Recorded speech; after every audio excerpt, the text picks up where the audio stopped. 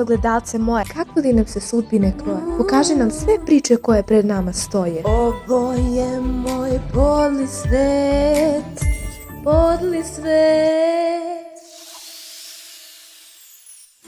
Treba mi tvoja pomoć. Šta je toliko hitno? Ovo. Kolači? Prijavila sam se da pravim kolače za karneval, zašto su prošle godine svima svideli Odrini. Bila je eksplozija ukusnosti. Onda sam se rešila i da ja uradim kako bi me svi voljeli i rekli koliko sam sjajtastična, ali to se neće dogoditi zato što ja ne znam da pravim kolače. Nije kao da sam ja pravila kolače na ostrvu izgubljenih. Zle sluge kuvari su. Sjećaš se onih ukusnih na mojim rođendanskim žurkama? Nisam bila pozvana. Pa, to je bilo zlo, a na ostrvu izgubljeni biti znao značilo je biti dobar. Aha. A šta si tačno stavila u ove? Čula sam da je pravljenje kolača jedan od oblika hemije, pa sam odlučila da pomešam sve elemente periodnog sistema. Verovatno je trebalo izostavim sumpor.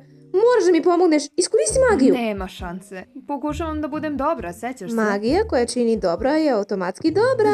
Misliš da to stvarno tako funkcioniše? Molim te. Nećeš prestati dok ti ne pomognem, zar ne? Da, molim te. Okej, dobro, u redu, uradit ću to, ali samo ovaj put. O, magična knjigočini! Od uvek sam se pitala kakav ukus ima u recepciju. Iskoristi svu snagu mog fokusa i pretvori Ivine kolače u eksploziju. Šta se upravo dogodilo? Nisi mi dozvolila da završim čin. Umesto eksplozije ukusa napravili smo eksploziju kolača.